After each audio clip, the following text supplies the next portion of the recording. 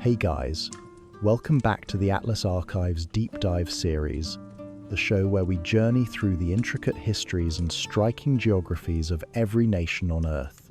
Tonight, our travels take us to Belarus, a landlocked country nestled in the heart of Eastern Europe. With its endless forests, glimmering lakes, and cities steeped in centuries of change, Belarus is a nation where nature and history intertwine in profound and unexpected ways. In this episode, we'll take a calm and thoughtful journey through the geography, history, and cultural essence of Belarus. From the cobbled streets of Minsk to the medieval castles of Mir and Nesvizh, from the silent beauty of the Pripyat marshes to the resilience of a people shaped by empires and upheaval, this is a story of endurance, identity, and quiet strength. Before we get started, let us know in the comments where and what time you're tuning in from. It's always incredible to see how far this community reaches across the globe. And if you're enjoying the series, be sure to like the video and subscribe so you don't miss future deep dives. So, settle in, relax, and join us as we explore the landscapes, legacies, and spirit of Belarus. Chapter 1: Ancient Roots and Early Settlements. In the quiet twilight of prehistory, long before nations drew their borders or historians penned their chronicles, the land we now know as Belarus was already home to wandering bands of humans seeking shelter beneath its ancient skies. This is a story that stretches back not merely centuries, but hundreds of thousands of years, to a time when glaciers carved the earth and primitive peoples made their first tentative steps across the Belarusian landscape. Recent archaeological discoveries have illuminated just how ancient this human presence truly is. Near the village of Ogovo, in what is today the Ivanovo district of Brest Oblast, researchers have uncovered evidence of a settlement that dates back approximately 400,000 years. This remarkable site stands as one of the oldest in all of Eastern Europe, a testament to the enduring appeal of these lands to our distant ancestors. The earth here has yielded stone tools and fragments of ancient life, silent witnesses to activities and struggles we can scarcely imagine. As the millennia unfurled, the human presence in Belarus became more pronounced and archaeologically visible. By the time of the Paleolithic period, the Upper Old Stone Age, these lands supported communities of hunter-gatherers who left behind traces of their existence throughout the modern oblasts of Mogilev, Grodno, and Minsk. The village of Yurovichi, nestled in the Kalinkovichi area of the Gomel region, preserves evidence of human settlement from approximately 26,000 years ago. Nearby, in the village of Berdish within the Chekersk area, archaeologists have dated human activity to between 23 and 24,000 years before the present day. These ancient peoples were not merely surviving in this landscape, they were adapting to it with remarkable ingenuity. The archaeological record reveals that they fashioned tools from stone and bone, creating implements for hunting, cutting, and processing the resources the land provided. At sites near Lake Seliava, underwater archaeological explorations have recovered bone ornaments and carefully crafted tools, suggesting that even in these remote epochs, the inhabitants of Belarus possessed artistic sensibilities and technical skills that went beyond mere subsistence. The climate during these distant ages was harsh and unforgiving. Great ice sheets periodically advanced and retreated across the European plain, forcing human populations to migrate southward during glacial maxima and return northward when the climate grew more hospitable. The people of Yurovichi, scientists believe, inhabited their settlement for several millennia until advancing glaciers eventually compelled them to abandon these lands. Yet when the ice retreated once more, people returned, drawn by the same advantages that had attracted their ancestors. Fertile lands, rivers teeming with fish, forests abundant with game, and natural elevations from which to observe both herds and potential threats. As we move forward through the mists of time, arriving at the Neolithic period, the New Stone Age, we observe a profound transformation in how humans related to this landscape. The archaeological evidence shows that communities were no longer solely dependent on hunting and gathering. Instead, they began to experiment with agriculture and the domestication of animals, a revolutionary shift that would fundamentally alter human society. Settlements became more permanent, rooted to particular places where crops could be tended and harvested. The crafts of weaving and ceramics flourished, and excavations across Belarus have revealed beautiful pottery fragments decorated with geometric patterns, evidence of aesthetic consciousness and cultural tradition. By the Bronze Age, which arrived in these northern lands later than in the more temperate south, the inhabitants of Belarus had developed increasingly sophisticated social structures and technologies. Artifacts from this period, discovered in settlements scattered across the country, include bronze implements and ornaments that speak to growing trade networks and specialized craftsmanship. The major river basins, particularly those of the Dnieper, the Dvina, and the Pripyat, had become the focal points of settlement. These waterways served not merely as sources of water and food, but as highways for trade and cultural exchange, connecting the peoples of Belarus to distant lands and fostering the development of more complex societies. It was during the Iron Age that the ethnic and cultural landscape of Belarus began to assume forms that would have profound consequences for the future. The region became home to a mixture of Baltic and early Slavic tribes, each contributing to the rich tapestry of Belarusian heritage. The Baltic peoples, including the Yotvingians and various Dnieper-Baltic groups, had long inhabited these northern forests. They were joined, beginning around the 6th and continuing through the 8th century of the Common Era, by waves of Slavic migration. The arrival of the Slavs represented a transformative moment in the history of these lands. 3 principal Slavic tribes came to dominate the territory of modern Belarus: the Krivichi in the north, the Dregovichi in the central and southern regions, and the Radomichi in the east. These peoples did not simply displace the existing Baltic inhabitants, rather, a complex process of cultural interaction and assimilation unfolded over generations. The Slavs absorbed elements of Baltic culture even as they introduced their own languages, customs, and beliefs.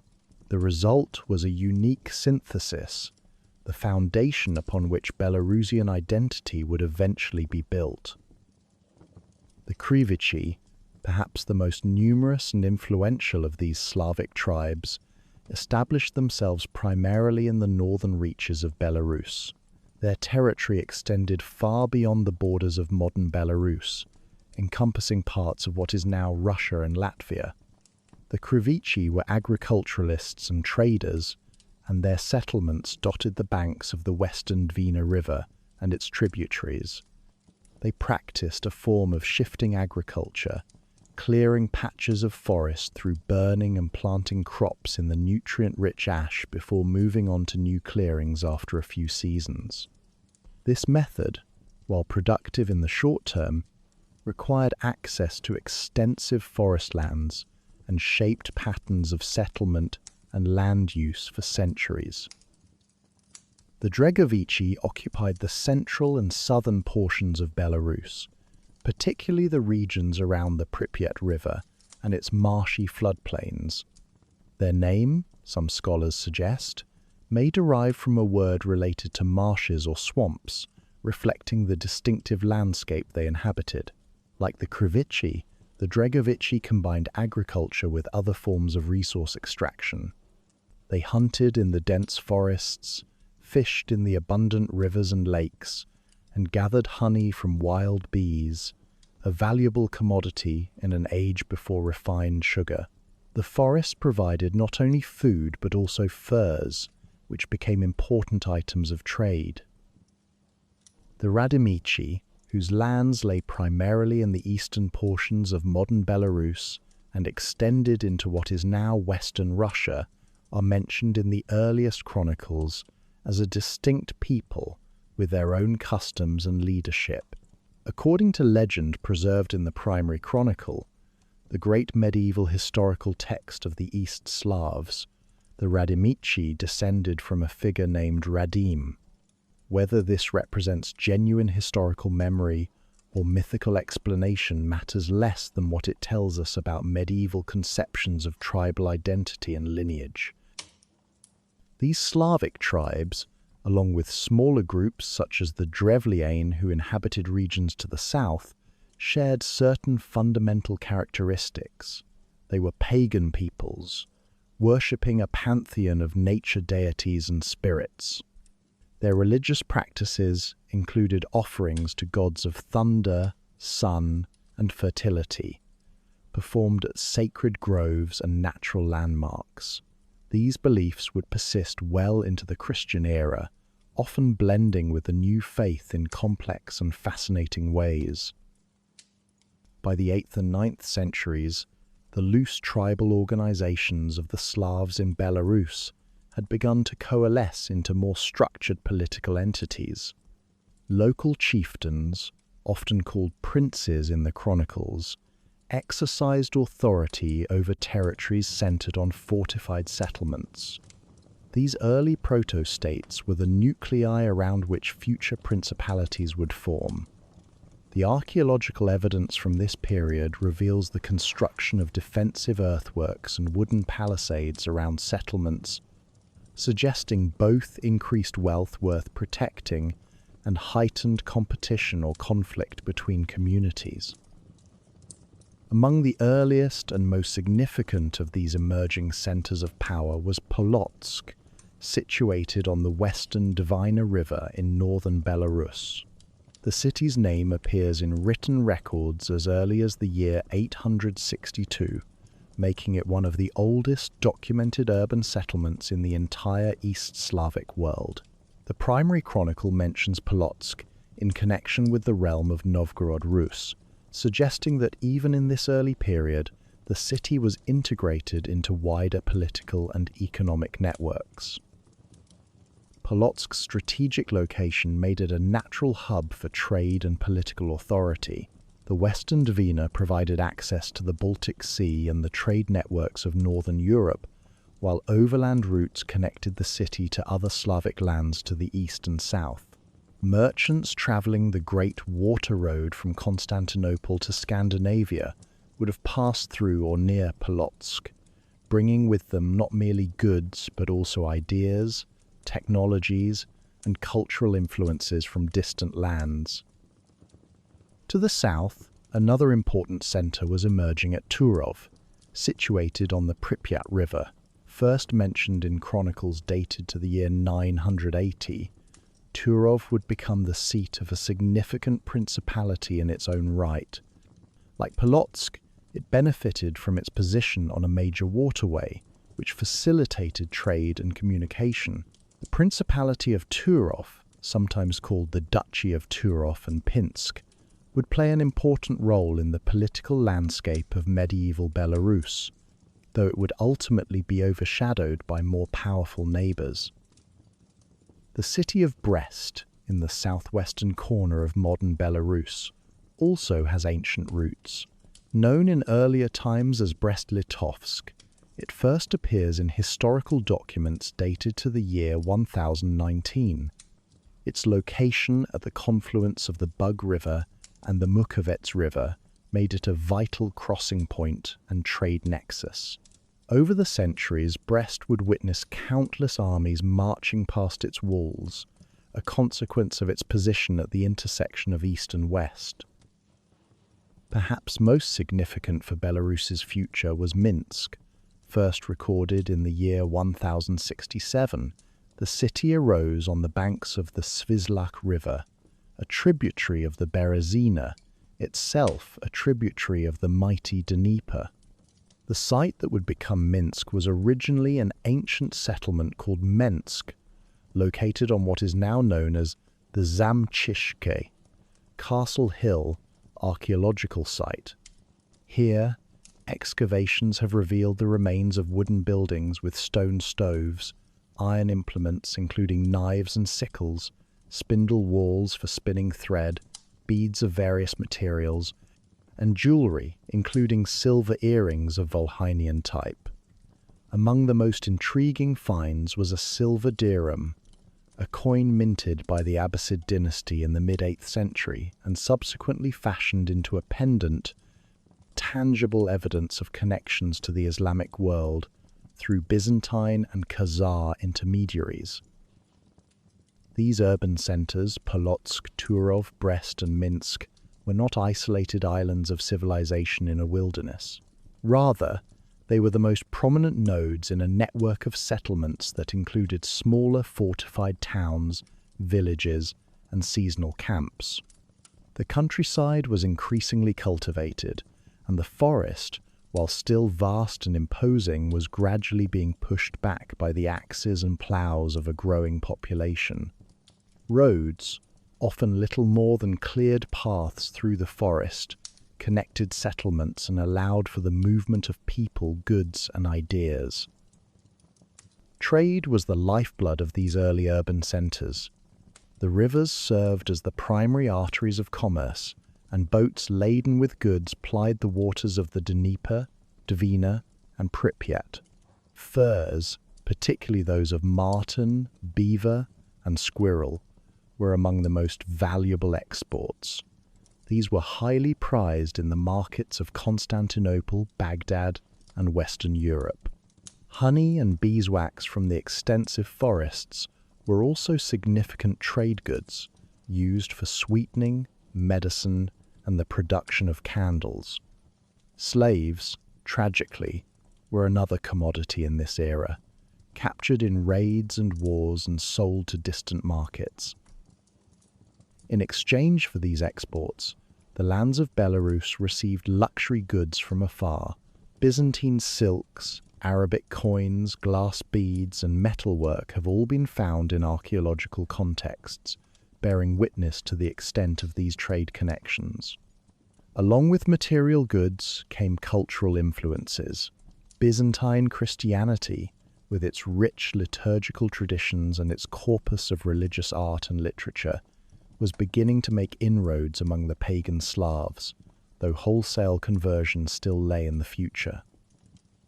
The late 9th and early 10th centuries marked a crucial turning point, for it was during this period that the lands of Belarus were drawn into the orbit of Kievan Rus, the first great East Slavic state, founded according to tradition by Varangian, or Norse, warriors from Scandinavia. Kievan Rus was centered on the city of Kiev, located on the Dnieper River in what is now Ukraine. The Varangians, known to the Byzantines as the Rus, had been invited or had seized power over the Slavic and Finnic tribes of the region, establishing a ruling dynasty that would endure for centuries. The expansion of Kievan Rus brought the various principalities and tribal territories of Belarus under a common, albeit loose, political framework. The local princes of Polotsk, Turów, and other centres became, in theory at least, subordinate to the Grand Prince in Kiev. In practice, the degree of control exercised by Kiev varied greatly depending on the strength of the particular Grand Prince and the ambitions and capabilities of the local rulers. The relationship was often one of nominal overlordship, with local princes retaining considerable autonomy in managing their own territories. One of the most significant early rulers associated with Polotsk was Rogvolod, a figure whose name appears in chronicles and whose story, however embellished by legend, speaks to the turbulent politics of the era. Rogvolod ruled Polotsk in the late 10th century and is described as a Varangian warlord. His most famous role in history came through his daughter, Rogneda, who became entangled in the succession struggles surrounding the Kievan throne. According to the chronicle accounts, Vladimir, a son of Grand Prince Sviatoslav of Kiev, sought to marry Rogneda to secure an alliance with Polotsk. Rogneda, however, rejected Vladimir's suit, reportedly with a cutting remark about his illegitimate birth. Enraged, Vladimir attacked Polotsk, killed Rogvolod and Rogneda's brothers, and forced Rogneda to become his wife. This violent episode, while tragic, had profound consequences for the future of Polotsk and for the religious history of Belarus. Vladimir eventually became Grand Prince of Kiev, and in a decision of monumental importance, chose to adopt Christianity from Byzantium in the year 988. This act initiated the Christianization of Kievan Rus and, by extension, of the Slavic peoples under its influence. The conversion was political as much as spiritual, cementing ties with the powerful Byzantine Empire and bringing the cultural and intellectual heritage of Orthodox Christianity to the East Slavs. After his conversion, Vladimir had to resolve his complicated marital situation. Having taken multiple wives in his pagan days, he divorced all but his Christian Byzantine bride, Anna Porphyrogeneta. Rogneda was sent to a convent, where she took the Christian name Anastasia, and her son, by Vladimir, Izyaslav, was sent to rule Polotsk. Thus, the Principality of Polotsk was restored, but now with a member of the ruling Rurikid dynasty on its throne, and with Christianity as its new official religion. The introduction of Christianity to Belarus was a gradual process that unfolded over generations.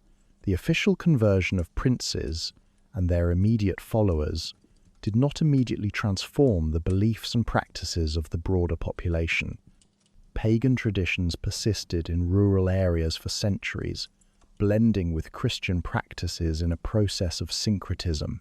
Churches were built in the towns, often on sites previously considered sacred by pagans, and monasteries were founded as centers of learning and religious life. With Christianity came literacy. The Cyrillic alphabet, developed by Byzantine missionaries Saints Cyril and Methodius in the 9th century, was adapted for writing Church Slavonic, the liturgical language of Eastern Orthodoxy. This written language became the medium for religious texts, chronicles, legal codes, and eventually secular literature. The spread of literacy, though initially limited to the clergy and the aristocracy, was a transformative development, enabling the preservation of knowledge and the administration of increasingly complex political entities. By the turn of the first millennium, the lands of Belarus had undergone a remarkable transformation, from the scattered bands of Paleolithic hunters who first trod these lands hundreds of thousands of years before, through the Bronze and Iron Age communities that developed agriculture and metallurgy, to the Slavic tribes who migrated into the region and established the first towns and proto-states. Each era had built upon the foundations of the last. The adoption of Christianity and the integration into Kievan Rus marked the end of prehistory and the beginning of the medieval period proper. The stage was now set for the next chapter in the story of Belarus, the rise of powerful principalities, the flourishing of a distinctive culture, and the inevitable conflicts and alliances that would shape the destiny of these lands for centuries to come. But for now, in these quiet moments as we reflect on these ancient roots, we can appreciate the deep continuity of human presence in Belarus, a presence that stretches back into the mists of time immemorial. Chapter 2: The Grand Duchy and Medieval Period. As the 11th century gave way to the 12th, the lands of Belarus entered what would become their medieval golden age, a period when powerful principalities flourished and the region played a pivotal role in the grand theatre of Eastern European politics. This was an era of stone cathedrals rising above wooden towns, of princes both worldly and legendary, and of a cultural flowering that would leave its mark on Belarusian identity for centuries to come. The Principality of Polotsk reached the zenith of its power during the long reign of a ruler whose very name has become synonymous with mystery and magic. Vyacheslav Bryakislavich, known to history as Vyacheslav the Sorcerer, ascended to the throne in the year 1044. He would rule for 57 years until his death in 1101, making him one of the longest reigning princes of his era. The chronicles tell us that Vyacheslav was born under extraordinary circumstances. According to the primary chronicle, he came into the world around 1029 with a caul, a veil of birth membrane, still covering his head. The local sorcerers informed his mother that this was a sign of exceptional destiny, and they instructed her to bind it to his head for the remainder of his life. Whether one believes in such omens or not, there is no denying that Vyacheslav's life would be marked by remarkable events. Under Vyacheslav's rule, Polotsk asserted its independence with a vigour that alarmed Kiev. In 1065, he laid siege to Pskov, though he was repelled. In the winter of 1066 to 1067, his forces attacked and burned Novgorod the Great, carrying off treasures from the Cathedral of Holy Wisdom, including bells that he brought back to adorn his own cathedral in Polotsk.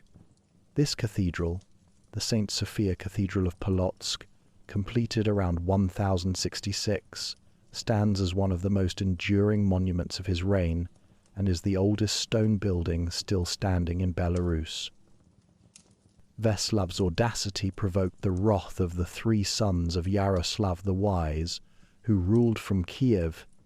They marched northward, laying waste to Minsk and meeting Vyacheslav in battle on the banks of the Nemiga River on the 3rd of March, 1067. Vyacheslav was defeated. The princes invited him to negotiate, promising safe conduct and swearing oaths on the Holy Cross. Trusting their word, Vyacheslav arrived with his two sons, only to be treacherously seized and imprisoned in Kiev. For over a year, Vyacheslav languished in captivity, but in 1068, Kiev suffered a humiliating defeat at the hands of the Kipchak nomads. The people of Kiev, furious with Grand Prince Izyaslav, rose up in rebellion. The angry mob stormed the prison, freed Vyacheslav, and proclaimed him Grand Prince of Kiev. For 7 months, Vyacheslav ruled in Kiev, an extraordinary turn of events.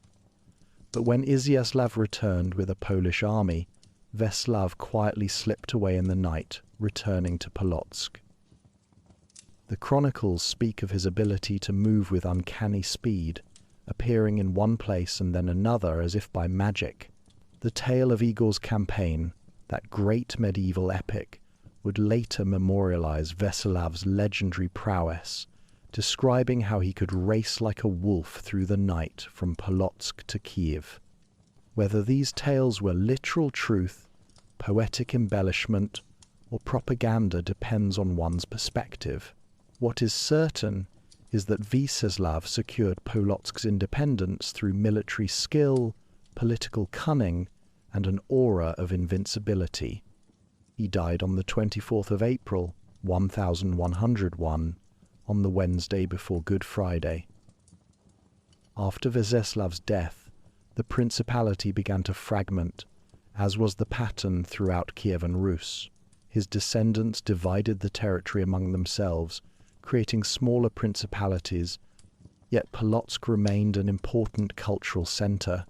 It was during this later period that one of the most beloved saints of Belarus lived and worked. Euphrosyne of Polotsk, born around 1110, was a granddaughter of Vseslav. Rather than accept an arranged marriage, she chose the monastic life. She founded convents and churches, promoted literacy and learning, and commissioned works of art. The most famous is the Cross of Euphrosyne, created by the master craftsman Lazar Bolsha, a work of goldsmithery studded with precious stones. Tragically, it was stolen during World War II and has never been recovered. While Polotsk flourished in the north, the Principality of Turów maintained its own court in the south. Turów was particularly noted as a centre of religious learning. It was here that Cyril of Turów, one of the great theologians and writers of medieval Rus, lived and worked in the 12th century. His sermons and religious writings, composed in Church Slavonic, demonstrated a sophisticated command of rhetoric that earned him comparison to the Church Fathers. By the 13th century, the political landscape of Eastern Europe was undergoing fundamental transformation. Then, in 1240, disaster struck. The Mongol armies swept into Eastern Europe, and Kiev was sacked with terrible ferocity. The Mongol invasion left the southern and eastern principalities under the suzerainty of the Golden Horde. The Belarusian lands, situated on the western edge, largely escaped direct conquest. Into the power vacuum stepped a new force from the northwest, the Lithuanians. The Lithuanians were a Baltic people, pagan and fierce, organized under increasingly powerful chieftains. Pressed by the crusading Teutonic Knights, the Lithuanian tribes had united under a prince named Mindaugas. In 1253, Mindaugas was crowned as King of Lithuania by the authority of Pope Innocent IV. His coronation took place in Novogrudok, a city in what is now western Belarus.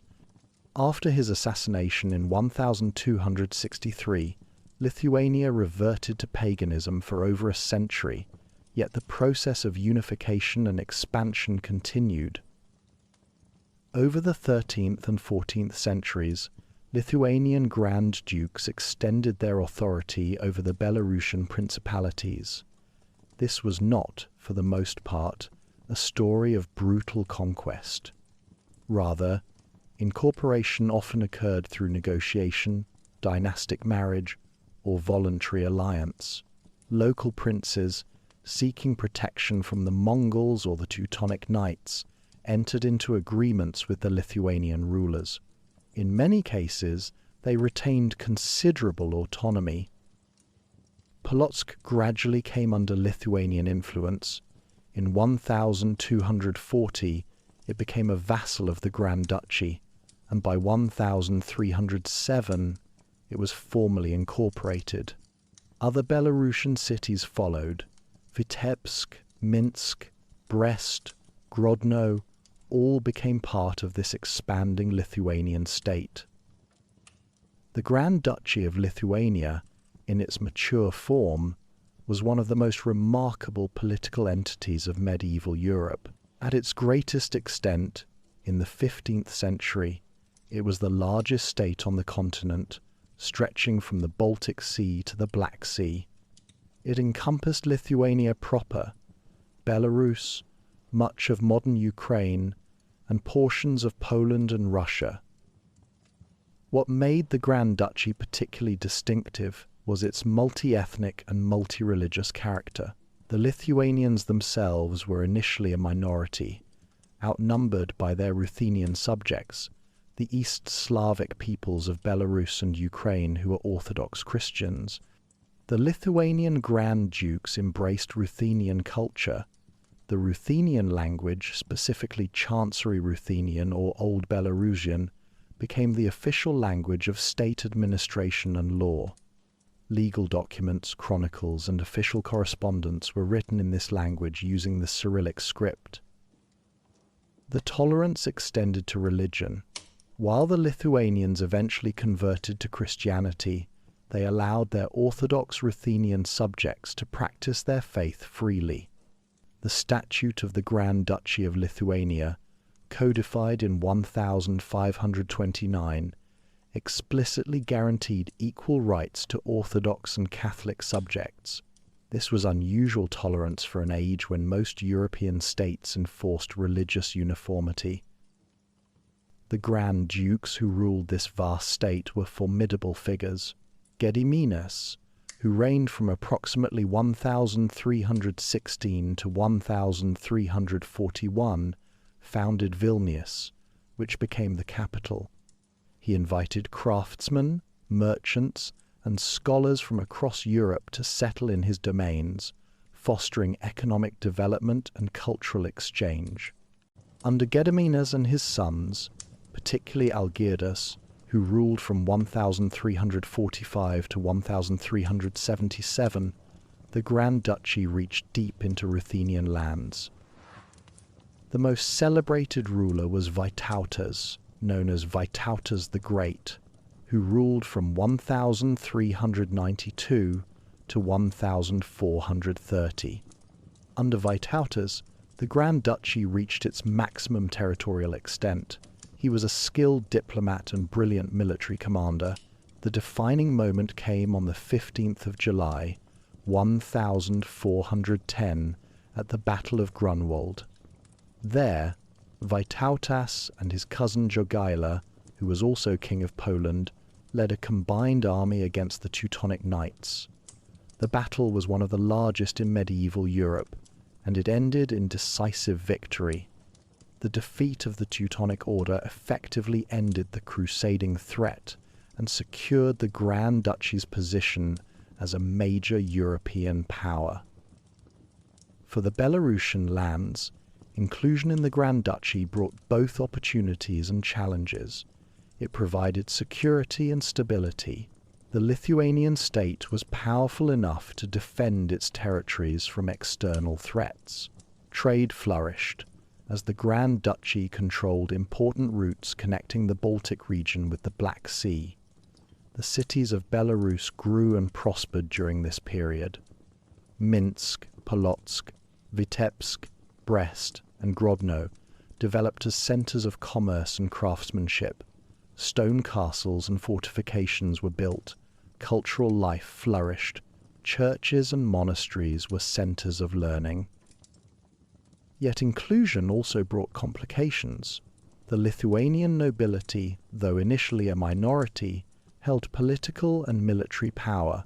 Over time, particularly after the Grand Duchy entered into increasingly close union with the Kingdom of Poland, Polish cultural influence grew stronger. The Lithuanian and Ruthenian nobility began to adopt Polish language and customs. The process of Polonization would accelerate in subsequent centuries, creating tensions. In 1385, Grand Duke Jogaila of Lithuania agreed to marry Jadwiga, the young Queen of Poland, in an arrangement known as the Union of Kriwo. As part of this agreement, Jogaila converted to Catholicism and agreed to Christianize his still pagan Lithuanian subjects. This union between Lithuania and Poland would have profound consequences. Initially a personal union, over time the relationship deepened.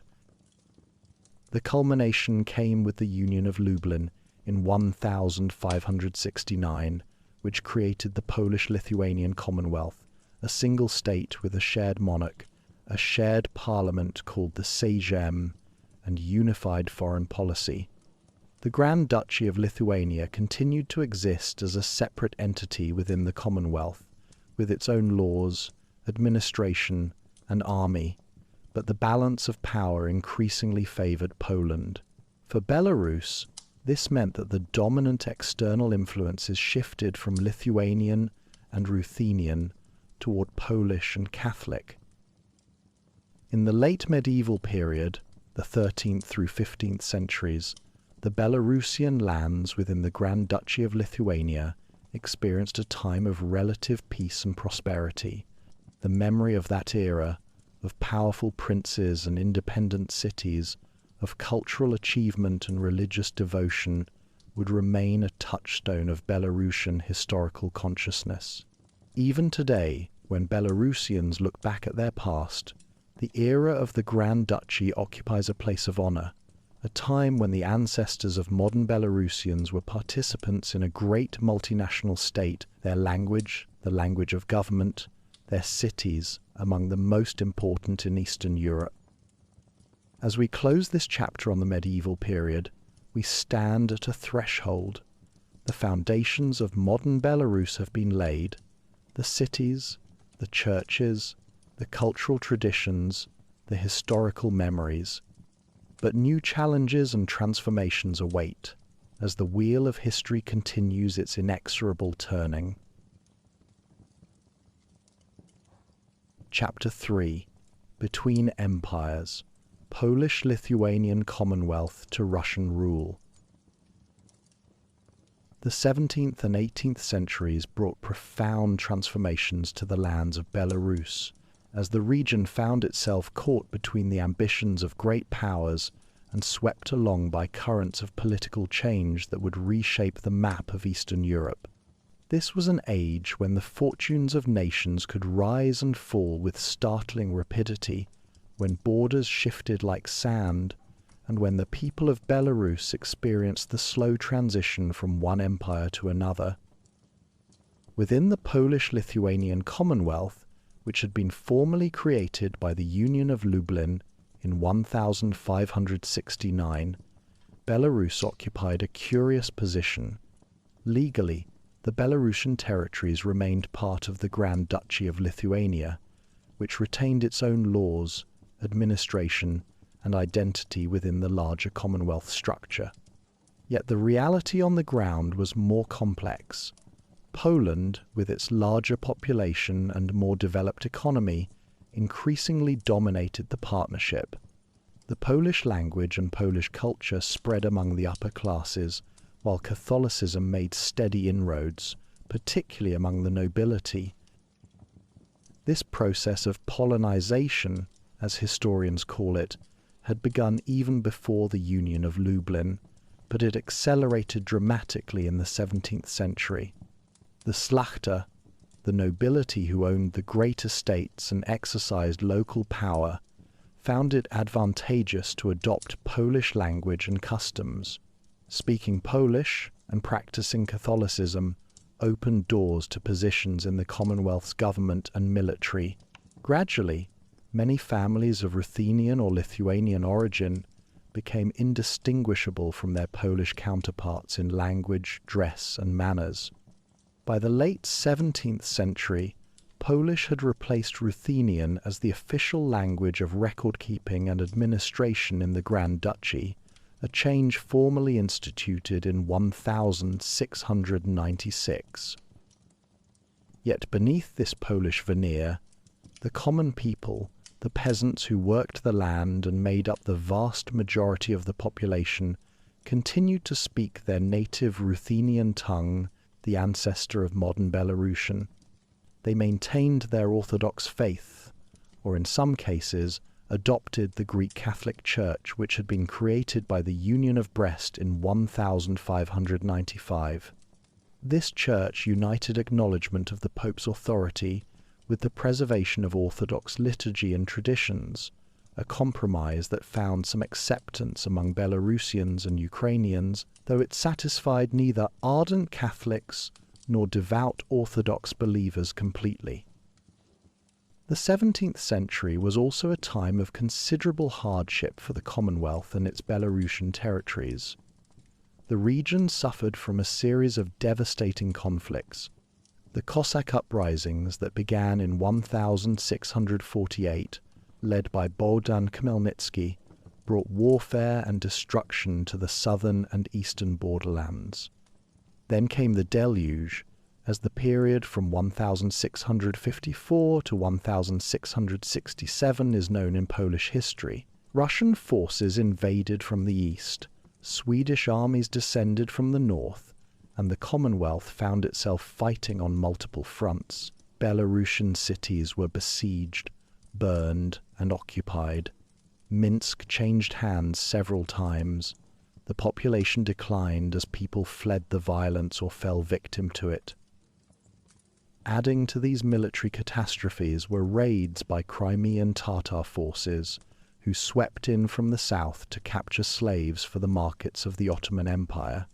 Historians estimate that over the course of the 17th and 18th centuries, millions of people from the Commonwealth's territories were carried off into captivity, a tragic hemorrhaging of population that left many borderland areas depopulated and impoverished.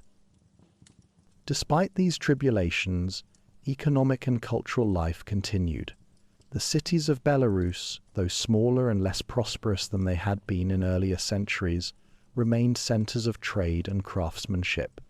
Jewish communities, which had grown substantially since the Middle Ages, played vital roles in commerce and as intermediaries between the noble landowners and the peasant population.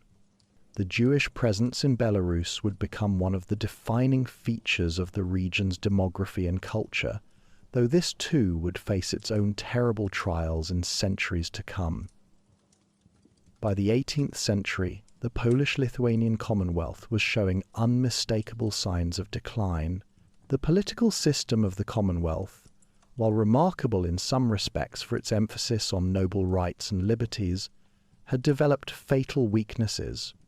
The principle of unanimous consent in the Sejm, known as the liberum veto, meant that any single nobleman could block legislation, paralyzing the government. Foreign powers, particularly Russia, learned to exploit this system, bribing nobles to exercise their veto and prevent reforms that might strengthen the state. The Commonwealth became, in effect, a Russian protectorate, its kings chosen with Russian approval, its policies shaped by Russian interests. Attempts at reform came too late. In 1791, the Sejm passed the Constitution of the 3rd of May, a progressive document that sought to create a constitutional monarchy, abolish the liberum veto, and strengthen the central government. It was one of the first written constitutions in Europe, following only the American Constitution. But the neighboring powers, Russia, Prussia, and Austria, viewed a reformed and revitalized Commonwealth as a threat to their interests. Catherine the Great of Russia was particularly determined to prevent any Polish Renaissance. The solution these powers devised was partition, the simple division of the Commonwealth's territories among themselves. The first partition took place in 1772. Russia acquired the eastern portions of Belarus, including the cities of Vitebsk, Polotsk, and Mogilev. These lands were organized into Russian governorates, new administrative units that replaced the old Commonwealth structures. For the first time in centuries, portions of Belarus were no longer part of the Lithuanian or Polish state, but had become provinces of the Russian Empire. The second partition followed in 1793. Russia took the central regions of Belarus, including the city of Minsk. By this point, the Commonwealth was a shadow of its former self, unable to resist the demands of its powerful neighbors. A final, desperate uprising, led by Tadeusz Kościuszko in 1794, sought to preserve what remained of Polish-Lithuanian independence. Kościuszko, who had fought in the American Revolution and brought those ideals back to his homeland, rallied both nobles and peasants to the cause. But superior Russian and Prussian forces crushed the rebellion. The third partition in 1795 completed the process. The remaining Belarusian lands, the western regions including Grodno and Brest, were absorbed into the Russian Empire.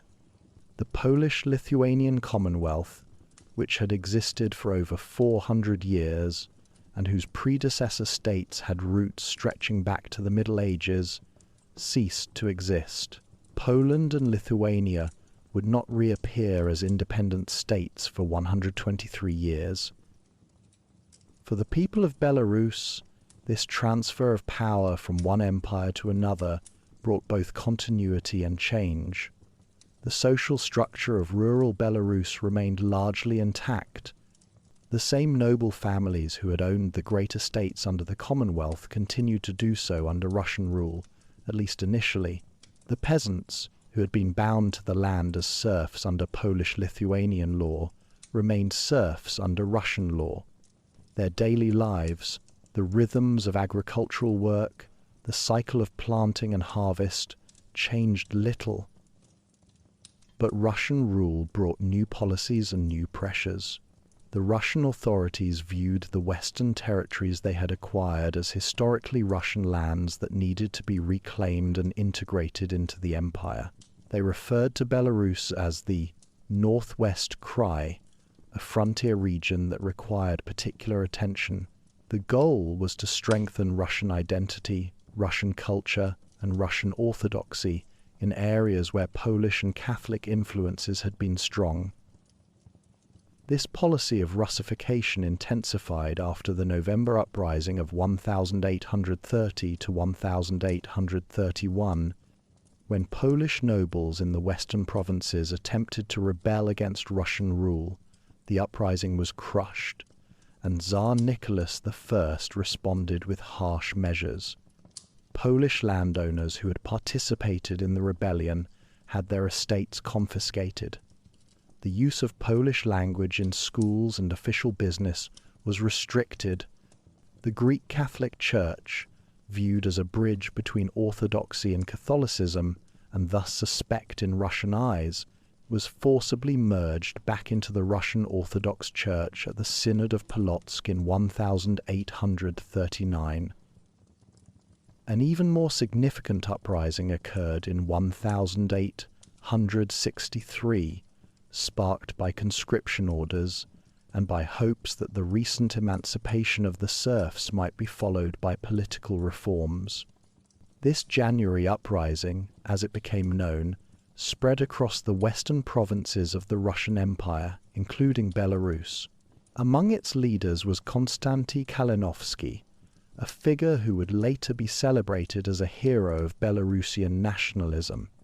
Kalinovsky published a newspaper called Peasant's Truth in the Belarusian language, arguing that the peasants should rise up not to restore Polish rule but to create an independent Belarus. The uprising was ultimately suppressed with great brutality. Kalinovsky was captured and executed in 1864. In the aftermath, the Russian government redoubled its Russification efforts. Martial law was imposed. The very name Belarus was banned from official use in 1840, the territories instead being referred to simply as the northwestern provinces. Belarusian language was prohibited in schools, in publications, and even in church services. The message was clear. These lands were Russian, their people were Russians, and any distinct Belarusian identity was to be suppressed. Yet it was precisely during this period of repression that a Belarusian national consciousness began to emerge.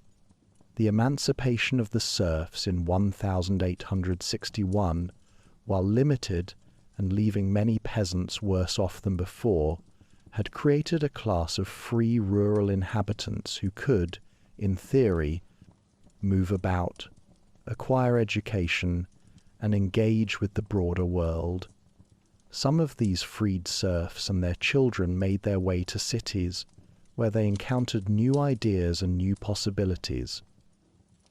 Ethnographers and folklorists began to study Belarusian culture systematically, collecting folk songs, tales, and customs. Writers and poets started composing works in the Belarusian language, even though they often had to publish them as Polish or Bulgarian to evade Russian censorship. These early efforts at cultural revival were modest, but they planted seeds that would bear fruit in the next century. The late 19th century also brought economic transformation. The Industrial Revolution, which had begun in Western Europe decades earlier, finally reached the western reaches of the Russian Empire. Railways were constructed, connecting Belarusian cities to each other and to the broader imperial network. The first railway line through Belarus opened in the 1860s, and by the end of the century, major cities like Minsk, Vitebsk, Grodno, and Gomel had become important railway junctions. Factories and workshops appeared, producing textiles, processed food, timber products, and other goods. While Belarus remained predominantly agricultural, a working class was beginning to form in the urban centres. The population of Belarus grew substantially during the 19th century, despite the hardships of war, famine, and emigration. By the early 20th century, the region was home to perhaps 7 or 8 million people. This population was ethnically and religiously diverse. Belarusians, mostly Orthodox or Greek Catholic peasants, formed the largest group. Poles, primarily Catholic landowners and urban dwellers, were a significant minority. Jews, living mainly in towns and cities, constituted perhaps 10 to 15% of the total population. There were also Russians, Lithuanians, Germans, and others. This diversity, while enriching in some respects, also created tensions, particularly as nationalist movements gained strength across Europe in the late 19th and early 20th centuries. As the 19th century drew to a close, Belarus remained a land caught between worlds. It was legally part of the Russian Empire, governed from St. Petersburg, its educated classes speaking Russian or Polish. Yet beneath the surface, a distinctly Belarusian culture persisted among the peasantry, kept alive in the villages, in the folk songs sung at harvest time, in the stories told around winter fires. The question of whether this folk culture could become the basis for a modern national identity, whether the Belarusian people could claim their place among the nations of Europe, remained unanswered. The 20th century would provide that answer, though in ways that no one in the 1800s could have predicted. And so we leave this chapter of Belarusian history as the 19th century fades into the 20th, as the old empires that had dominated Eastern Europe for so long were approaching their final crisis, as new ideologies and new possibilities were stirring. The stage was set for the most tumultuous century in Belarus's long history, a century that would bring revolution, war, devastation, and ultimately the emergence of an independent Belarusian state. Chapter 4: 20th Century Tumult. Wars, Soviet Era, and Independence. The 20th century arrived in Belarus with all the violence and upheaval that would characterize it across Europe. This would be a century of total wars, of revolutions and ideological struggles, of nations destroyed and nations born. For Belarus, it would bring suffering on a scale almost impossible to comprehend, but also moments of cultural flowering and, ultimately, the achievement of something that had eluded the Belarusian people for centuries, an independent state recognized by the world. The First World War began in August 1914, and Belarus, as part of the Russian Empire, found itself immediately thrust into the maelstrom. The front lines between Russian and German forces cut across Belarusian territory. In September 1915, after fierce fighting, German troops occupied the western portions of Belarus, including major cities. A front line stabilized running roughly through Postovy, Smorgon, Baranovichi, and Pinsk. For over 2 years, these towns would witness the horror of trench warfare, as millions of soldiers faced each other across barbed wire and minefields, launching offensives that gained little ground at enormous cost in lives. The war devastated Belarus. Villages were destroyed, fields left untended as peasants were conscripted into the armies. Industries were evacuated eastward by Russian authorities, dismantling factories and transporting them to safer locations. Forced labor and requisitions impoverished those who remained. By some estimates, over 130,000 Belarusians died during the war years, either as soldiers or as civilians caught in the fighting or starving in its aftermath. The year 1917 brought revolutionary transformation to Russia and with it to Belarus. The February Revolution toppled the Tsar, and for a brief moment it seemed that democratic reform might be possible, but the new provisional government failed to address the fundamental questions of land, peace, and national rights. In October, the Bolsheviks seized power in Petrograd, promising peace, land, and equality for all nations. The reality would prove far more complicated. In December 1917, representatives of Belarusian national organizations convened the first all-Belarusian Congress in Minsk. They called for autonomy within a democratic Russian federation. But before their work could be completed, Bolshevik forces dispersed the Congress. The delegates who remained formed an executive committee and, as German troops approached Minsk in February 1918, declared themselves the Provisional Government of Belarus. On the 25th of March 1918, under German occupation, the Third Constituent Charter proclaimed the Belarusian People's Republic, abbreviated as BNR. It was an independent state, at least on paper, though it existed in a peculiar twilight zone. The German occupiers, who controlled the territory, showed little interest in supporting genuine Belarusian independence, viewing Belarus primarily as a source of resources and labor. The BNR government had no army, no effective administration, and controlled no territory beyond what the Germans allowed. Yet symbolically, the declaration was significant. For the first time in modern history, a specifically Belarusian state had been proclaimed, with its own government and its own territorial claims encompassing all ethnic Belarusian lands. The experiment was short-lived. Germany's defeat in November 1918 and the subsequent Treaty of Versailles invalidated the Treaty of Brest-Litovsk, which had given Germany control over Belarus. As German forces withdrew, a power vacuum emerged. In January 1919, Bolshevik forces established the Soviet Socialist Republic of Białowieża. The BNR government fled, first to Grodno, then to Vilnius, and eventually into a long exile that would last more than 70 years. But the establishment of Soviet power was far from assured. Belarus became a battleground once again, this time in a civil war and in the Polish-Soviet War that erupted in 1920. Poland, newly independent and seeking to restore something approaching its historical borders, pushed eastward. Polish and Soviet forces fought back and forth across Belarusian territory. Cities changed hands multiple times. The Battle of Warsaw in August 1920 halted the Soviet advance into Poland, and the subsequent Treaty of Riga in 1921 divided Belarus once more. Western Belarus, including Brest, Grodno, and much of the Minsk region, became part of Poland.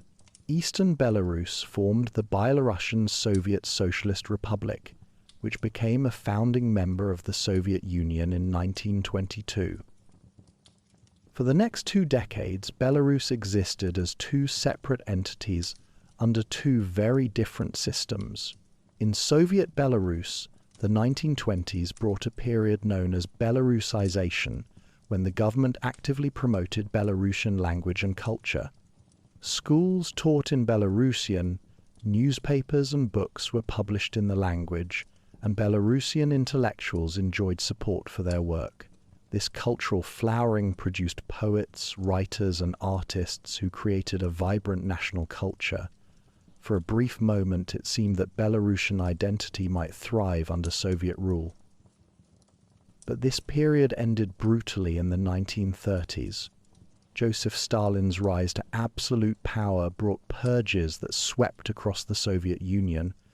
In Belarus, virtually the entire Belarusian cultural and political elite was arrested, accused of nationalism or other political crimes, and executed or sent to labor camps.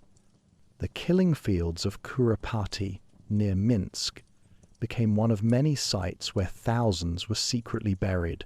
The Belarusian language was Russified in its orthography in 1933, and its use was increasingly discouraged. The message was clear. Soviet citizens were to think of themselves primarily as Soviet, not as Belarusian. In western Belarus, under Polish rule, the situation was also difficult. The region was treated as an impoverished agricultural backwater, supplying raw materials to industrial Poland. Belarusians faced discrimination. By the late 1930s, Polish authorities had closed nearly all Belarusian schools and organizations in an effort to Polonize the population. Neither Poland nor the Soviet Union offered much hope for those who dreamed of a unified, independent Belarus. In September 1939, following the signing of the Molotov-Ribbentrop Pact and its secret protocols, the Soviet Union invaded eastern Poland. Western Belarus was incorporated into the Soviet Belarusian SSR. For just under 2 years, Belarus was unified under Soviet rule, and Belarusian culture experienced a brief revival as schools and cultural institutions were established in the formerly Polish territories. Then came the 22nd of June, 1941. Nazi Germany launched Operation Barbarossa, invading the Soviet Union with overwhelming force. Belarus, positioned on the direct route to Moscow, bore the full brunt of the invasion. The initial Soviet response was catastrophic. Poorly prepared and still reeling from Stalin's purges of military leadership, Soviet forces retreated in disarray. By the end of August 1941, all of Belarus was under German occupation. What followed was 3 years of unimaginable horror. The Nazi occupation of Belarus was one of the most brutal episodes of the Second World War. The Germans implemented genocidal policies with systematic efficiency. The Jewish population of Belarus, which had numbered perhaps 1 million people before the war, was almost entirely annihilated in ghettos and mass executions. Places like Minsk, Brest, and hundreds of small towns witnessed the murder of entire communities. Over 530 locations in Belarus are now known to have been sites of massacres, camps, or ghettos where Jews were killed. The destruction extended far beyond the Holocaust. The Germans burned villages suspected of supporting partisans, often killing all the inhabitants. Over 9,000 Belarusian villages were destroyed during the occupation. 186 of these villages, including the infamous Khartin, were burned with their entire populations and never rebuilt. Nearly 400,000 Belarusians were deported to Germany for forced labor, and many never returned. Overall, Belarus lost approximately 1/4 of its pre-war population, more than 2 million people, the highest percentage of any Soviet republic. Yet, even in the face of this overwhelming violence, resistance emerged. From the earliest days of occupation, partisan groups formed in the forests and swamps of Belarus. These fighters, hiding in the dense woodlands, attacked German supply lines, blew up trains, ambushed patrols, and collected intelligence. The partisan movement in Belarus became the largest and most effective in all of occupied Europe. At its peak, over 370,000 fighters were active, supported by hundreds of thousands of civilians who provided food, shelter, and information. The partisans established zones of control where German authority did not reach. By the end of 1943, they controlled over half of Belarusian territory. Liberation began in June 1944 with Operation Bagration, a massive Soviet offensive that destroyed German Army Group Center. Within weeks, Belarus was liberated, though the destruction left behind was almost total. Minsk had lost 80% of its buildings. Vitebsk, Gomel, and other cities were in ruins. Of 290 cities and towns, 209 had been destroyed. The human toll was beyond calculation. Entire families, entire villages, entire communities had been wiped from existence. The post-war period brought the immense task of rebuilding. With aid from other Soviet republics, Belarus slowly reconstructed. Factories were built or rebuilt, apartment blocks rose from the rubble, and the population began to grow again, though it would not reach pre-war levels until the 1970s. Belarus became known as the assembly plant of the Soviet Union, a heavily industrialized republic producing trucks, tractors, televisions, and other goods for the entire Soviet market. Soviet rule in Belarus continued for nearly 5 decades after the war. During this time, Belarus was thoroughly integrated into the Soviet system. Russian became the dominant language in education and government, though Belarusian retained official status. The Communist Party controlled all aspects of life. Dissent was not tolerated, and those who questioned the system faced imprisonment or psychiatric commitment. Yet within these constraints, Belarus prospered economically. Living standards rose, education became nearly universal, and Belarusian cities grew into modern urban centers. By the late 1980s, the Soviet system was showing unmistakable signs of crisis.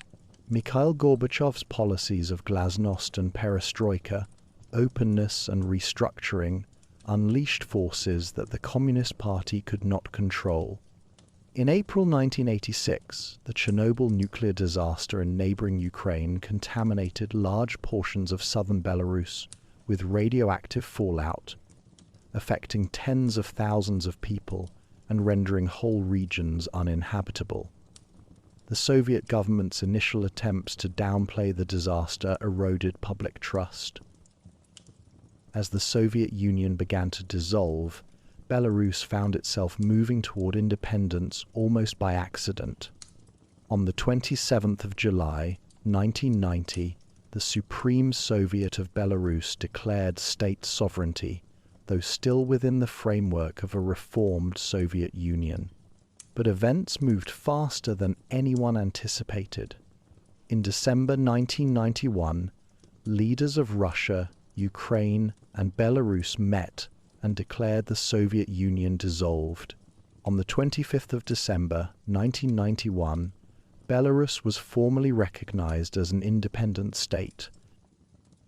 Thus, after centuries of being part of larger empires, after decades of Soviet rule, Belarus stood alone.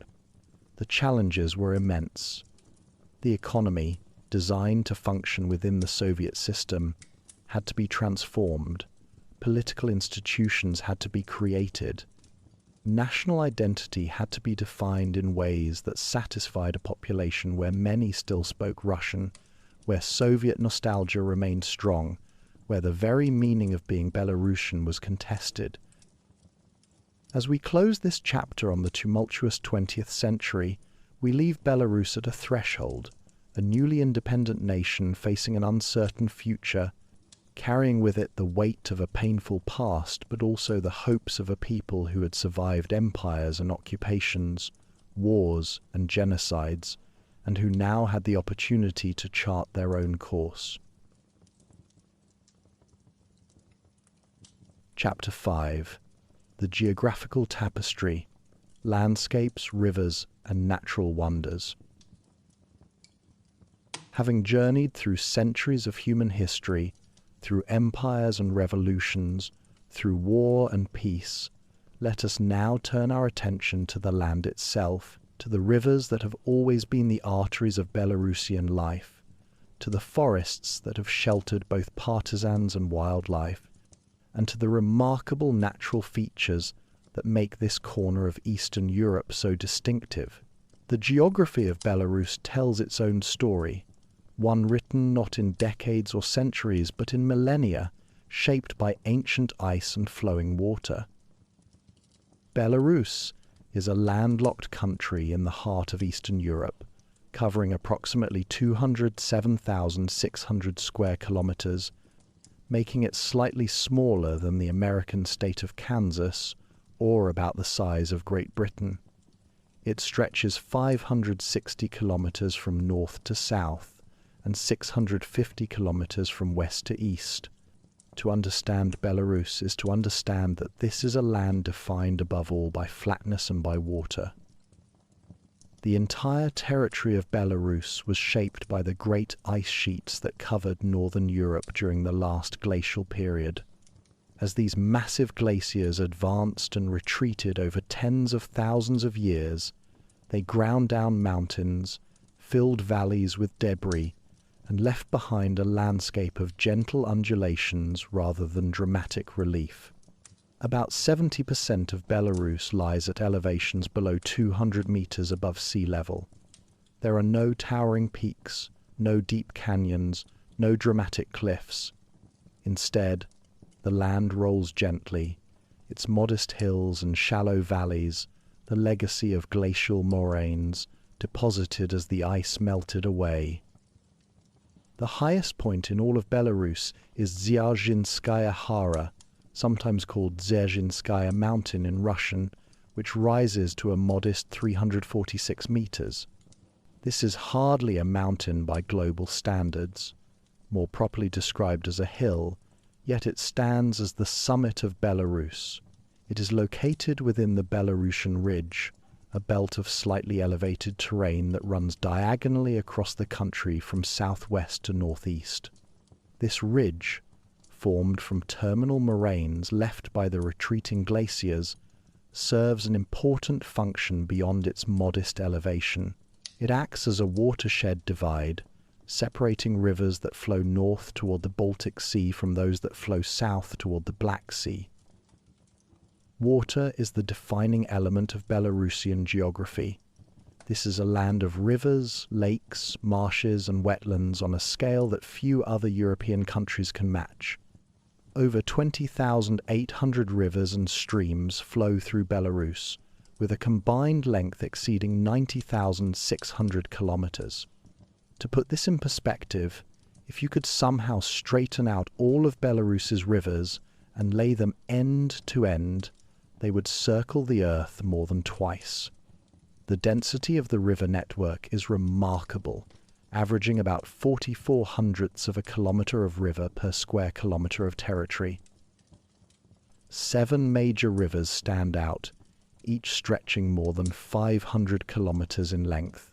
These are the arteries that have shaped Belarusian history and ecology.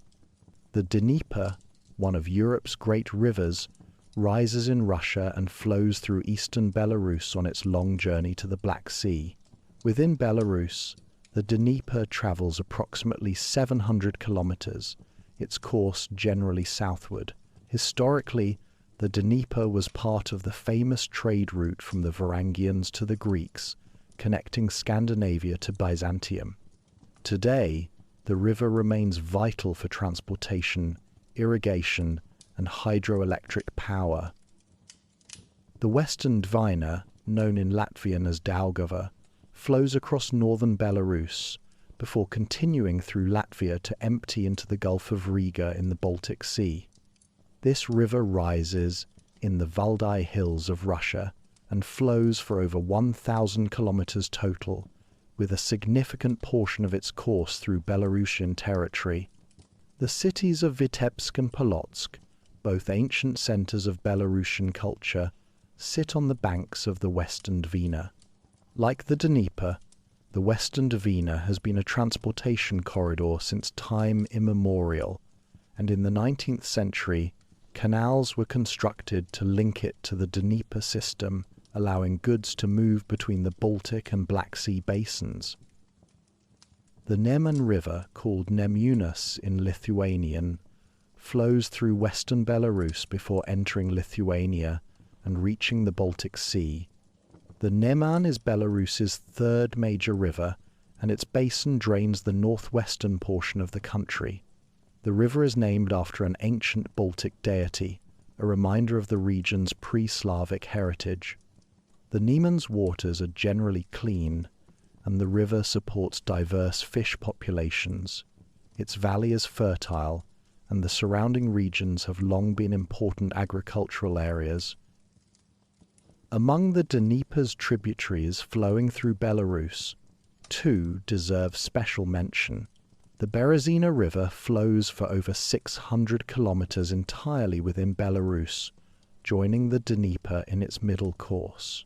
The Berezina is perhaps most famous for the disastrous crossing by Napoleon's retreating army in November 1812, when French forces attempting to escape Russia suffered catastrophic losses while fording the icy river under Russian attack. Today, the Berezina is a peaceful waterway flowing through forests and farmland. The Soj River, another major Dnieper tributary, is noteworthy for having remarkably clean water and is considered one of the purest rivers in all of Europe. But of all Belarus's rivers, perhaps none is more characteristic of the country's unique geography than the Pripyat, also spelled Pripet. This river rises in northwestern Ukraine and flows for approximately 775 kilometers, with nearly 500 kilometers of its course lying within Belarus. The Pripyat meanders eastward through the southern part of Belarus before turning south and eventually joining the Dnieper in Ukraine. What makes the Pripyat truly remarkable is not its length or volume, but the vast wetland it has created.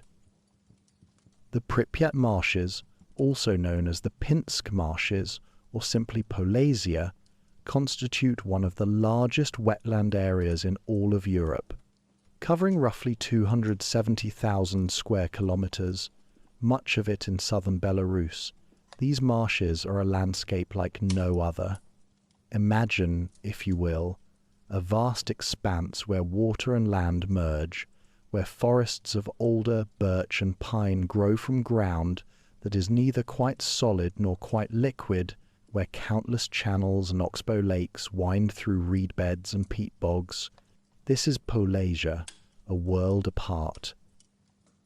The Pripyat marshes exist because of the peculiar geography of the region. The land is extremely flat, the rivers flow slowly with weak currents, and rainfall exceeds evaporation, leading to soil saturation.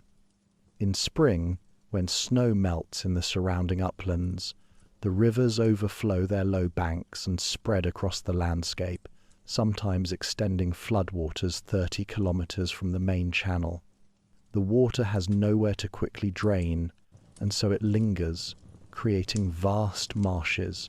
Approximately 11.5% of all of Belarus consists of wetlands, giving the country the fourth highest concentration of peatlands in the world relative to its size. These wetlands are far more than just soggy ground. They are among the most biologically productive and diverse ecosystems in Europe. The Pripyat marshes serve as home to thousands of bird species. Of the 246 bird species observed here, 66 are listed in Belarus's Red Book of Endangered Species. During migration seasons, the marshes become a vital stopover for birds traveling between northern Europe and warmer southern regions.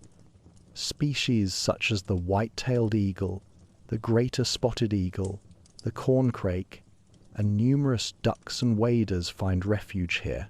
The marshes also support populations of elk, wild boar, lynx, wolves, and the rare European pond turtle. The forests of the Pripyat region, and indeed across much of Belarus, are dominated by pine and birch, with alder, oak, aspen, and spruce also common. About 40% of Belarus is forested, a higher percentage than most European countries. These forests have been both refuge and resource throughout history. During World War II, as we have seen, the dense woods and marshes sheltered partisan fighters. Today, they serve vital ecological functions, acting as carbon sinks, filtering water, preventing erosion, and providing habitat for wildlife. Near the border with Poland, in the western reaches of the Pripyat Basin, lies one of Europe's greatest natural treasures, the Białowieża Forest, known in Belarusian as Białowieża Puszcza. This is the largest surviving remnant of the primeval forest that once covered the entire European plain. Most of that ancient forest was cleared centuries ago for agriculture and timber, but in Białowieża, nearly 1,500 square kilometers of old-growth forest remain, protected as a nature reserve and UNESCO World Heritage Site. Walking in Białowieża is like stepping back in time. Here grow massive oaks, some over 500 years old, their trunks several meters in diameter. Towering spruces reach toward the sky, and dense thickets of hornbeam create a canopy that shades the forest floor. Fallen logs, some the size of automobiles, lie where they fell, slowly decomposing and returning nutrients to the soil. This is how European forests looked before human intervention, and it is a landscape of remarkable biodiversity. The most famous residents of Białowieża are the European bison, also called wisents. These massive animals, which can weigh up to 900 kilograms, are Europe's largest land mammals. By the early 20th century, European bison had been hunted to extinction in the wild. The only survivors were a few dozen individuals in zoos. In a remarkable conservation success story, captive-bred bison were gradually reintroduced to Białowieża beginning in the 1950s. Today, a free-ranging herd of several hundred animals roams the forest, a living connection to Europe's Ice Age megafauna. While forests and marshes dominate much of the landscape, Belarus also has thousands of lakes, remnants of the glacial period. Nearly 11,000 lakes dot the country, most of them small, though a few are substantial. The largest is Lake Narach, covering approximately 80 square kilometers in northwestern Belarus. Lake Narach is a popular recreational destination, its relatively clear waters used for swimming, boating, and fishing. Other significant lakes include Ozveja, Drzewiety, and Lukomel, the latter created by damming a river for hydroelectric power. These post-glacial lakes are typically shallow and irregular in shape, with many small bays and inlets. They formed in depressions left by melting ice or dammed by glacial moraines. Over thousands of years, many have been slowly filling with organic matter, transitioning into marshes and eventually into dry land, though this process takes millennia. The lakes support fish populations including pike, perch, bream, and carp, and their shores provide nesting sites for waterfowl. The climate of Belarus reflects its position in the transition zone between maritime and continental influences. Winters are cold, with temperatures sometimes dropping below -40 degrees Celsius in the north, though such extremes are rare. Snow covers the ground for 3 to 4 months. Summers are mild and relatively short, lasting about 150 days, with pleasant temperatures rarely exceeding 30 degrees.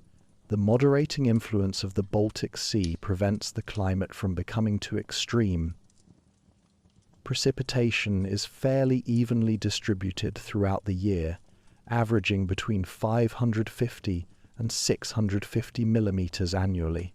There is a common saying in Belarus that it either rains or snows every other day, and this is not far from the truth. The clouds and moisture contribute to the lush vegetation and ensure that the numerous rivers and lakes remain well watered even during summer.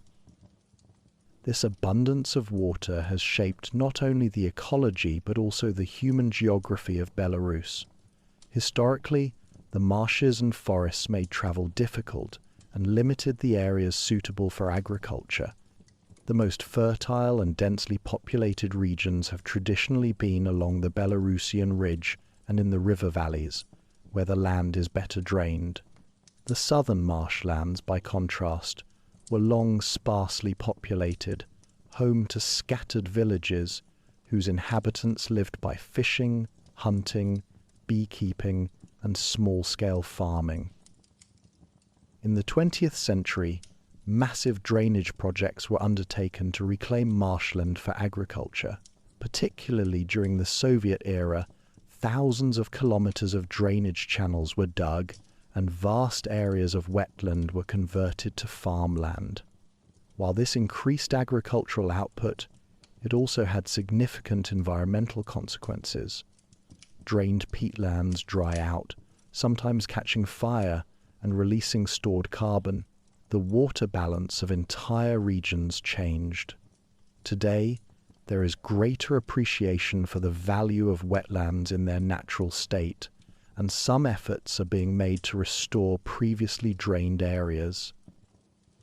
One cannot discuss the geography of Belarus without acknowledging the Chernobyl disaster. On the 26th of April, 1986, a reactor at the Chernobyl nuclear power station in northern Ukraine exploded, releasing enormous quantities of radioactive material into the atmosphere. The prevailing winds carried much of this contamination north and west, and approximately 70% of the fallout landed on Belarus. About 23% of the country's territory, home to over 2 million people, was contaminated, particularly in the Gomel and Mogilev regions of southeastern Belarus. The most heavily contaminated areas were evacuated and remain largely uninhabited today, slowly being reclaimed by nature. These exclusion zones have inadvertently become wildlife refuges, as animals and plants thrive in the absence of human activity, though they carry radioactive isotopes in their bodies. The Pripyat marshes, lying north of the Chernobyl site, received significant contamination, adding a tragic dimension to this already unique landscape. The disaster serves as a somber reminder of how human actions can alter geography and ecology in ways that persist for generations. Yet despite this tragedy, and despite the pressures of industrialization and agriculture, Belarus retains remarkable natural beauty and ecological significance. The country is sometimes called the lungs of Europe, for its extensive forests and wetlands that absorb carbon dioxide and produce oxygen. The peatlands alone store an estimated 4 billion tons of carbon, equivalent to several years of the European Union's total carbon emissions. This gives Belarus an outsized role in European climate regulation, despite its modest size. As we conclude this exploration of Belarusian geography, we are left with an image of a land shaped by ice and water, a flat expanse where rivers meander slowly through marshes and forests, where ancient woodlands preserve echoes of a wilder Europe, and where the human imprint, though substantial, has not entirely erased the natural character of the landscape. This is Belarus, a land of subtle beauty, of mist rising from marshes at dawn, of forests that whisper with the passage of centuries, of rivers that have witnessed the full sweep of human history, from its earliest beginnings to the present day. Chapter 6. Modern Belarus: Society, Culture, and Regional Character. As we arrive at the final chapter of our journey through Belarusian history and geography, we turn our attention to the Belarus of today, a nation of approximately 9.5 million people navigating the complexities of the 21st century. This is a country where ancient traditions coexist with modern industry, where questions of language and identity remain as vital today as they were a century ago, and where the weight of history continues to shape the present. Modern Belarus is, in demographic terms, predominantly a nation of Belarusians, who comprise roughly 84% of the population. The remaining 16% includes Russians, who form the largest minority at about 8%, followed by Poles, Ukrainians, and smaller numbers of Jews, Lithuanians, and other nationalities. This ethnic composition reflects the region's complex history, the movements of peoples across borders, and the legacy of the Soviet period when internal migration was common. The religious landscape of Belarus reveals the multifaceted nature of Belarusian identity. Orthodox Christianity is the dominant faith, claimed by approximately 48% of the population. The Russian Orthodox Church and the Belarusian Orthodox Church both have significant followings, their churches dotting cities and villages across the country. Roman Catholicism, traditionally associated with Polish influence, accounts for about 7% of believers, concentrated particularly in western regions near the Polish border. Yet perhaps most striking is that over 41% of Belarusians identify as non-religious, a lasting legacy of 7 decades of Soviet atheist ideology, combined with a certain pragmatism in spiritual matters that seems characteristic of the Belarusian temperament. The question of language in Belarus is perhaps the most sensitive and contested aspect of national identity. Belarus has 2 official languages, Belarusian and Russian. This official bilingualism, however, masks a more complex reality. Russian is the dominant language of daily life, particularly in urban areas. Surveys consistently show that approximately 70 to 80% of the population uses Russian as their primary language at home and at work, while only about 20 to 25% regularly use Belarusian. This linguistic situation is the result of centuries of Russification, accelerated during the Soviet period but with roots reaching back to the Tsarist era. The Belarusian language itself is a beautiful and distinctive member of the East Slavic language family, sharing features with both Russian and Ukrainian, but possessing its own unique character. It preserves archaic elements lost in other Slavic languages and includes vocabulary borrowed over centuries from Lithuanian, Polish, and German. The language has a rich literary tradition, and Belarusian poets and writers have created works of profound beauty. Yet for many citizens, especially those born after the 1960s, Russian is more familiar, more comfortable, the language of education and professional advancement. In rural areas and smaller towns, particularly in the west and northwest of the country, Belarusian is more commonly heard.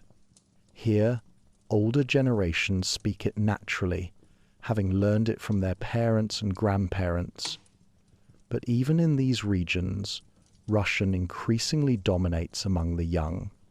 The phenomenon known as trosyanka, a mixed language that blends Belarusian and Russian in unsystematic ways, is widely spoken in rural areas and reflects the linguistic transition that has occurred over the past century. Despite these challenges, there is a vibrant movement to preserve and promote the Belarusian language. Cultural activists, writers, musicians, and educators work to keep the language alive, creating Belarusian language literature, music, and media. The Day of Belarusian Written Language is celebrated annually, honoring the country's literary heritage. Organizations like the Franciszek Skarina Belarusian Language Society advocate for greater use of Belarusian in education and public life.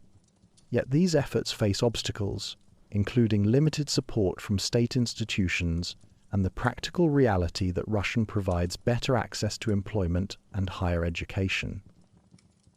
The cultural life of Belarus, however, extends far beyond questions of language.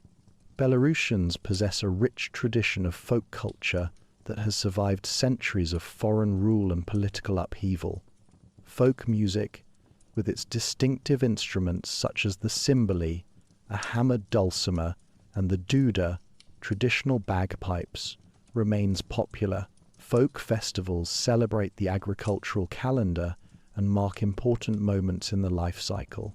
Kupala Night, celebrated at the summer solstice, involves ancient rituals of jumping over bonfires, weaving flower crowns, and searching for the mythical fern flower that blooms only on this magical night. Traditional crafts continue to be practiced.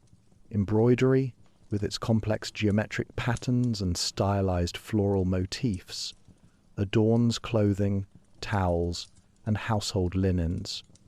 Each region has its own distinctive embroidery style, a visual language passed down through generations. Pottery, basket weaving, and wood carving also maintain their place in Belarusian culture. These crafts are not merely nostalgic revivals but living traditions, adapted to contemporary tastes while preserving ancient techniques and designs. Belarusian literature has produced writers of international stature. Vasil Bykov, who passed away in 2003, wrote powerful novels about World War II that explored moral choices under occupation with unflinching honesty. Svetlana Alexievich, a journalist and prose writer working primarily in Russian, won the Nobel Prize in Literature in 2015 for her documentary-style books that give voice to ordinary people's experiences of war, disaster, and social transformation. Her work on Chernobyl, in particular, remains one of the most powerful accounts of that catastrophe. Earlier literary giants like Janka Kupala and Jakub Kolas, writing in the early 20th century, helped establish modern Belarusian literature and demonstrated that the Belarusian language could express the full range of human experience. Their poetry and prose often focused on rural life and the struggles of ordinary Belarusians remained central to the national canon. Maxim Bogdanovich, a poet who died young in 1917, created verses of exceptional beauty that continue to be memorized by schoolchildren. Music in Belarus encompasses a wide spectrum, from folk traditions to classical to contemporary popular genres. The Soviet era saw the rise of bands like Pesniary, who achieved fame across the entire Soviet Union by blending traditional Belarusian folk melodies with rock instrumentation. Their music introduced millions to Belarusian culture. Today, bands performing in Belarusian continue that tradition, though they often face challenges in finding venues and audiences in a market dominated by Russian-language entertainment. Classical music has a strong presence in Belarus. The National Academic Bolshoi Opera and Ballet Theatre in Minsk presents opera and ballet performances to international standards. The Belarusian State Philharmonic and numerous other orchestras perform regularly. Music education is widely available, with hundreds of music schools training young musicians. The Slaviansky Bazaar, an international arts festival held annually in Vitebsk, has become one of the largest cultural events in Eastern Europe, attracting performers and visitors from dozens of countries. Theatre and cinema also flourish in Belarus. The Janka Kupala National Theatre in Minsk, named after the great poet, presents classical and contemporary plays. Puppet theatres, popular with children and adults alike, exist in most major cities. Belarusian cinema, though producing relatively few films compared to larger countries, has created works of remarkable power. Films like Come and See, directed by Elem Klimov in 1985, depicting the horrors of the Nazi occupation through the eyes of a child, is considered one of the greatest war films ever made. The visual arts in Belarus range from the preservation of icon painting traditions to cutting-edge contemporary art. The National Art Museum in Minsk houses an extensive collection spanning centuries. Galleries in Minsk and other cities exhibit the work of contemporary Belarusian artists, whose styles and subjects reflect both international trends and distinctly local concerns. Street art and graffiti, particularly in Minsk, express youth culture and sometimes political commentary, though the latter can carry risks in the current political climate. Architecture in Belarus tells the story of the nation's layered history. The medieval churches that survived war and Soviet-era neglect, such as the Saints Boris and Gleb Church in Grodno, built in the 12th century, stand as monuments to the earliest period of stone construction. The Renaissance and Baroque periods left magnificent castles and palaces, most notably at Mir and Nesvizh, both designated UNESCO World Heritage Sites. These aristocratic residences, once homes to powerful magnate families, have been restored and now serve as museums, their halls and gardens offering glimpses of how the elite lived centuries ago. Soviet-era architecture dominates many city centres, particularly in Minsk, which was almost entirely rebuilt after World War II. The broad avenues, monumental buildings, and grand squares of Stalinist architecture create an urban landscape unlike anywhere else in Europe. Independence Avenue in Minsk, one of the longest streets in Europe, runs through the heart of the city, lined with imposing buildings in the neoclassical style favoured by Soviet planners. While some find this architecture oppressive, others appreciate its scale and ambition. It is, undeniably, part of Belarusian heritage now. Belarusian cuisine reflects the resources of the land and the practicality of the people. Potatoes, introduced to Belarus in the 17th century, became the foundation of the diet. Draniki, potato pancakes fried until crispy, are perhaps the most iconic Belarusian dish, served with sour cream. Potato dishes come in dozens of varieties, from simple to elaborate. Other staples include rye bread, mushrooms gathered from the forests, and dairy products. Beet soup, known as borscht, cabbage dishes, and buckwheat porridge also feature prominently. Meat, historically a luxury for most Belarusians, is now widely consumed. Pork is especially popular, prepared in various ways. Sausages, both fresh and smoked, are common. Freshwater fish from the numerous rivers and lakes supplement the diet. In recent decades, Belarusian cuisine has incorporated elements from other cuisines, but traditional dishes remain popular, especially during holidays and family gatherings. Food, like language and music, connects Belarusians to their past and to each other. The economic structure of modern Belarus reflects both its Soviet legacy and post-independence developments. Industry remains important, with Belarus producing trucks, tractors, refrigerators, televisions, and other manufactured goods. The country has significant petrochemical and fertilizer industries. Agriculture continues to employ a substantial portion of the workforce, with Belarus producing grain, potatoes, flax, sugar beets, and livestock products. Forests support a timber industry. Since independence in 1991, Belarus has maintained closer political and economic ties with Russia than any other former Soviet republic. The two countries have established what they call a union state, with agreements on economic cooperation, defense, and partially open borders. Russian investment in Belarus is substantial, and many Belarusian products are sold in the Russian market. This relationship provides economic benefits, but also creates dependencies and limits Belarus's freedom of action in international affairs.